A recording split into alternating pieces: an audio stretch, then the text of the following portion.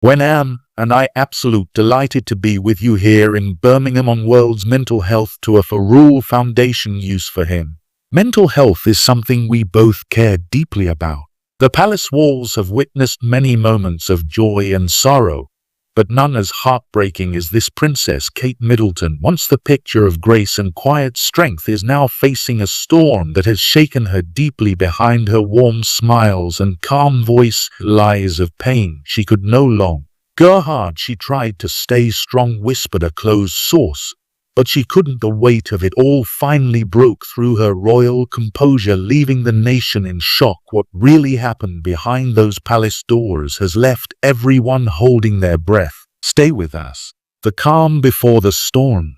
The sun rose softly over Windsor, painting the palace walls in a gentle gold. The gardens shimmered with dew, and the laughter of children carried through the open windows. Was the kind of morning that looked perfect from the outside, calm, graceful, and still inside the royal halls. Servants moved quietly, their footsteps light on the marble floors. Breakfast was being served, schedules were being arranged, and the world outside believed everything was as it should be. Princess Kate Middleton appeared at the top of the staircase, a familiar warmth lighting up the room. Dressed in soft colors, her smile was as calm as the morning light.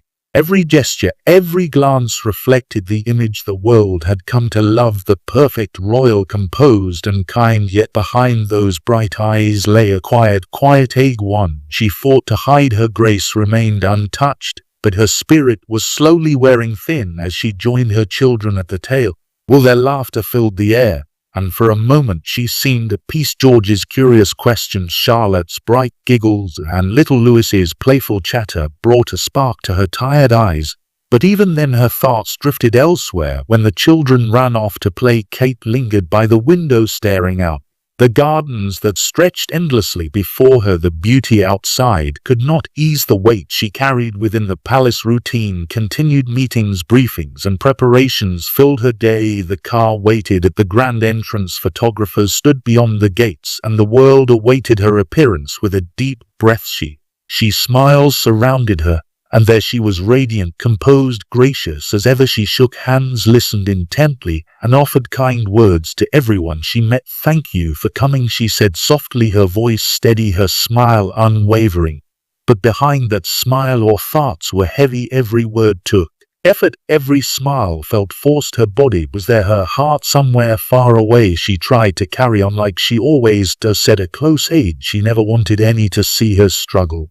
And so she carried on, engagement after engagement, appearance after appearance, until the applause faded and the car door closed. Those behind her only then did she allow her shoulders to fall, her face to soften. The silence inside the car felt louder than the cheers outside. Her eyes stared blankly out the window, watching the city blurred by a world moving fast, while she felt frozen within it. Back at the palace, evening fell quietly. The children were asleep, the lights dimmed, and the corridors grew still. Kate sat by her dressing table, the reflection in the mirror showing a woman who looked flawless yet weary. The tiara and jewels might have been symbols of royalty, but to her they sometimes felt like the weight of expectation resting on her head. She brushed her hair, slowly lost in thought. The world saw her as strong, calm, and endlessly patient, and she tried to be all of that.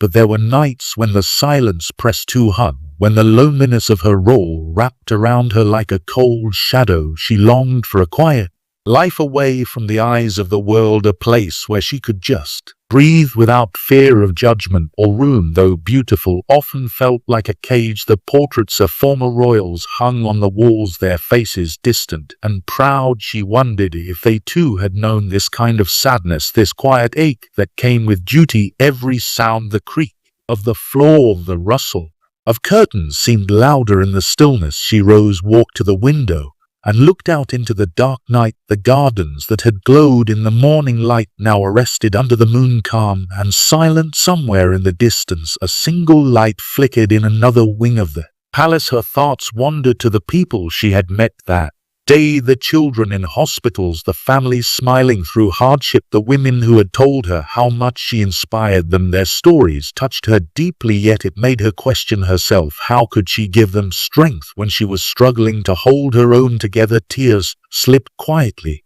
down her cheeks, soft and unseen.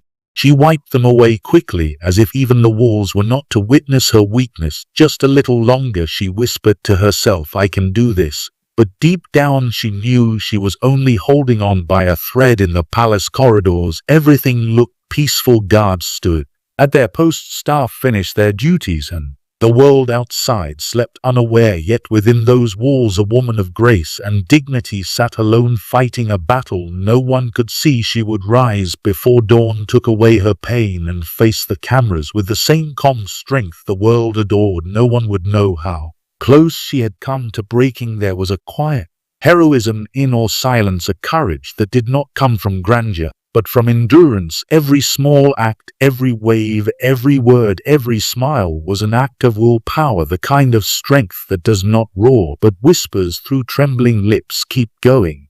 And so she did. She walked through her duties with grace, her steps light but heavy with the burden she carried. The palace lights glowed through the night, a beacon to the world of royal perfection.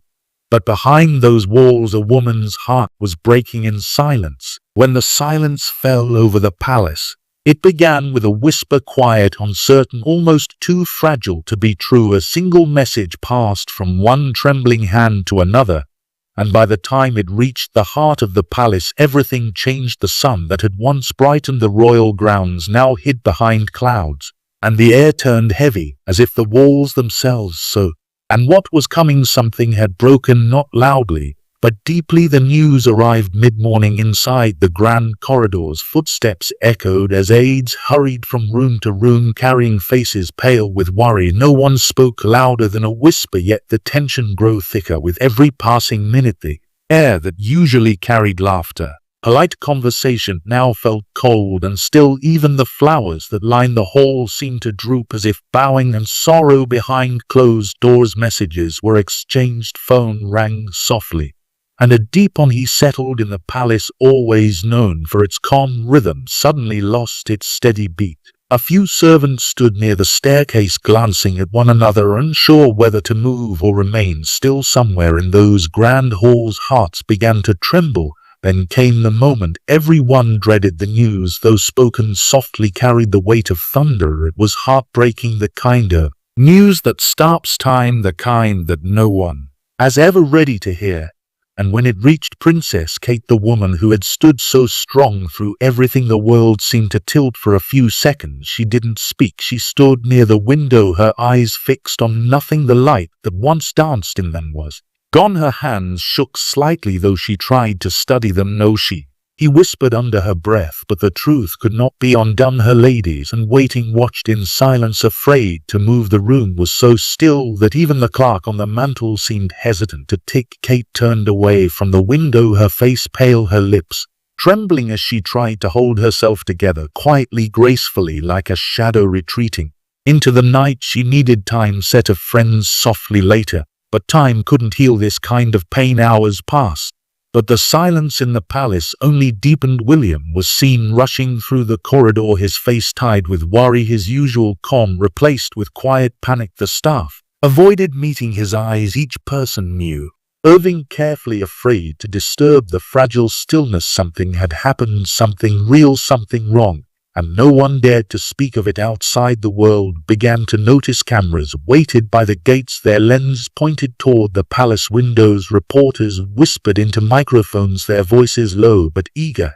There's been no word from the palace, was one said, but sources tell us something serious has occurred. The royal flag fluttered weakly in the wind, a silent symbol of endurance that now felt almost cruel. The gates remained closed, the windows drawn, and the once busy courtyard stood empty. Only the faint echo of guards' boots broke the quiet. Days passed, and still Kate did not appear. No engagements, no public smiles, no reassuring waves. The woman who had always been the face of calm had vanished from sight. The nation began to worry. Letters poured in from across the country, messages of concern, love, and prayer. We hope she's all right, one child wrote in shaky handwriting, "She's a..."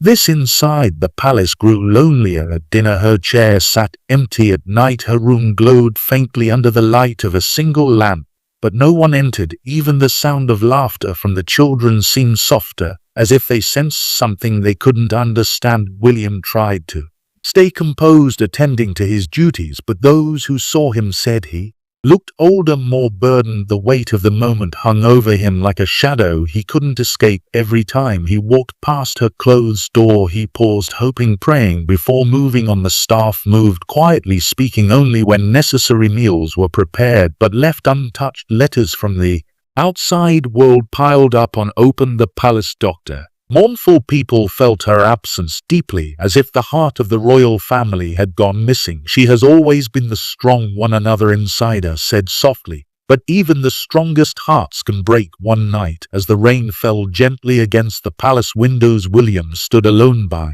the fire. The sound of the rain was steady, almost comforting, yet it only deepened the egg inside him. The room felt too large to empty. The portraits on the wall seemed to stare down at him with silent sympathy. In her private quarters, Kate sat by the window watching the rain trace soft lines down the glass. Her reflection stared back. Pale time.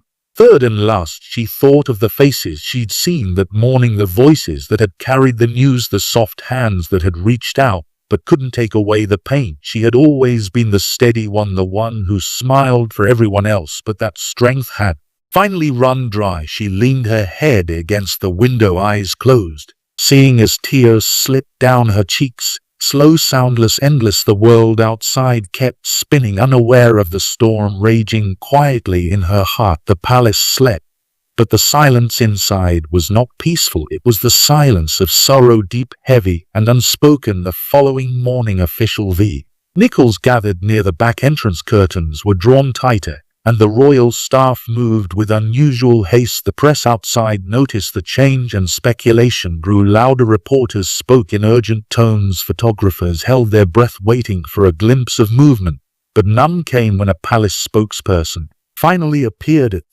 that even the kindest hearts can break, and within those palace walls, as the world outside whispered and wondered, Kate sat quietly, hidden from sight, her spirit wrapped in grief. She had always been the symbol of strength, but now she was simply human, fragile, hurting, and lost in a pain that words could not touch. The palace clock continued to tick, marking the slow passage of time, yet for those inside it felt as though time itself had stopped the moment that news arrived.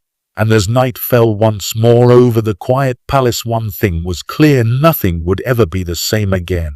The crown's quiet burden. The days that followed were painted in silence. The palace, once full of soft laughter and gentle footsteps, now felt like a hollow shell of itself. Curtains remained drawn, lights dimmed, and the air carried a heaviness that no one could shake off. Inside those grand walls, Princess Kate Middleton lived like a shadow, unseen, while unheard, yet constantly watched by the eyes of a world that demanded her perfection. Every day people asked where she was. Every morning newspapers printed her picture beside words filled with worry. Will she return soon? They wondered. Is she all right? Crowds still gathered beyond the palace gates, their love loud, God and sincere, but love could not reach the quiet rooms where Kate sat alone. From the moment she entered royal life, she was taught to smile through anything, to stand tall, to never let emotions slip through the mask of composure. It was not cruelty, it was tradition. The world saw her as the perfect Princess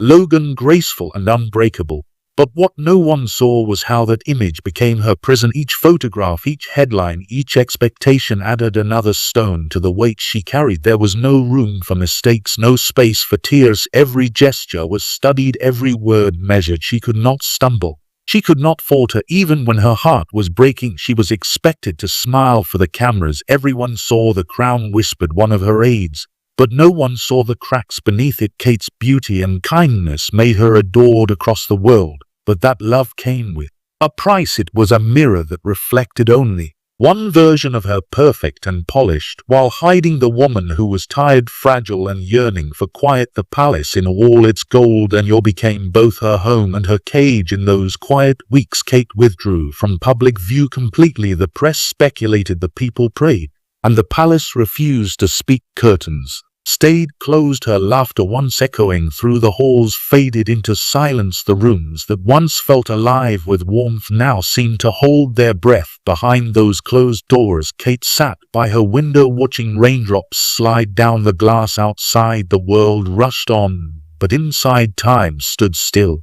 She was trapped between who she was and who she was expected to be. The woman the world loved could not cry. The real woman inside her wanted to scream. Or children noticed the change before anyone else. George, gentle and curious, would slip notes under her door, little drawings of sunshine and hearts, reminders of love. Love Charlotte as softly when Mummy would smile again. Louis, too young to understand, just ask where she had gone. Those questions broke her heart in the quiet hours of night. William walked the halls alone. He was torn between duty and love, between the crown and his wife. He had seen her strength through countless dawns. With this time was different. She was fading in a way that frightened him. He would knock softly on her door, whisper her name, and wait. Sometimes she answered with a faint smile, other times she didn't answer at all. He stayed close, though the world called for him.